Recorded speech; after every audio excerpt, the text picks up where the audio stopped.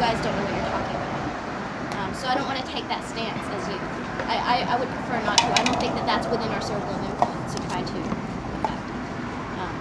And so, like for example, if there was a campaign that was very conflictive, I think that that's not the best use of our. I don't think that that's within that circle. I definitely. And to clarify, you're speaking about the whatever we undertake as U.S. and Chinese youth together. Right. This core team, exactly. Yeah, that's a lot of sense. So, workshop 1 and 2. Oh, sorry, ET. It's empty over there and it's a little bit loud here. I know it's where I have to make the. Being at a UN. That we expected would deliver certain things in Copenhagen that made promises that were not kept. And that was very painful for a lot of us.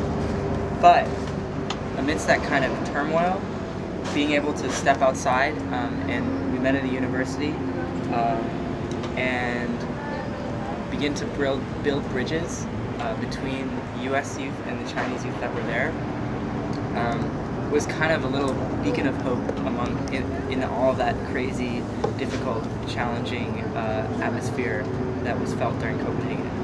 I think it was like the beginning. It was really setting the foundation for what I see as a really powerful long-term collaboration that throughout this whole planning process, it's been very evident that what happened in Copenhagen really laid a strong foundation for us to work together for a long time, and it's very exciting. I think I'm next. So I went to COP 15. I went by myself. I actually heard about the workshop on a plane flight, and yeah, it gets around. So Who told you? I'm a guy from Mother Jones. Nice. Yeah. So it was the first thing I put on my calendar, and when I got there really early. I was like one of the first 3 people to be in the room, and I just wasn't sure what to expect. They gave you guys chopsticks. Yeah, chopsticks, moving tables around. I still have those too. But yeah, and I helped bring the food in. It smelled great.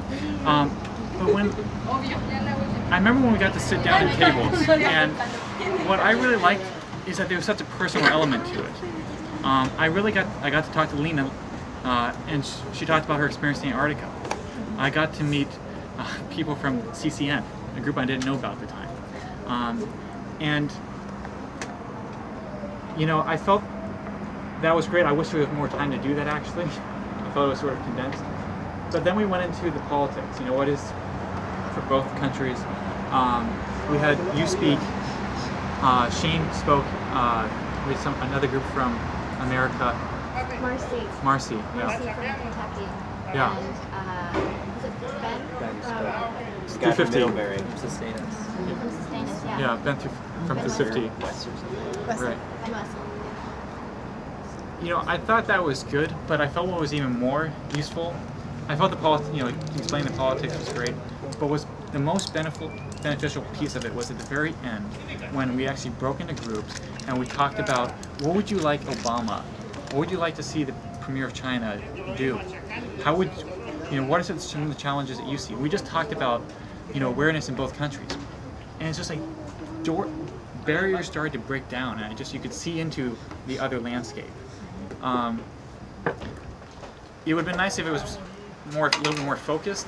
I felt that sort of the questions were too much of a high level to dig deep.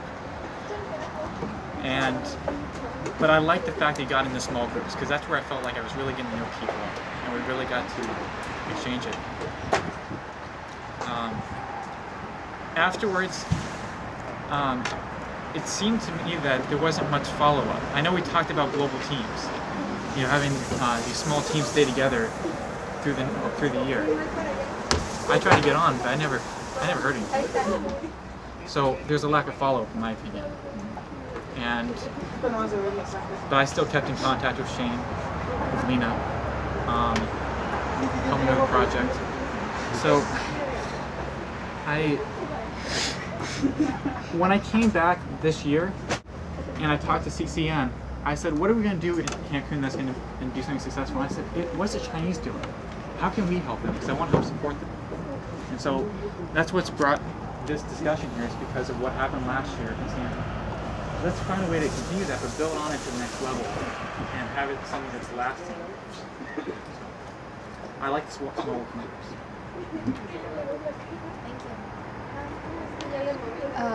Maybe Holly can add a little bit later on the preparation part of it, because I was in the States at that time, so it was just all planned out by the time we arrived. So, and I think I assumed it was very different from what we had this year. And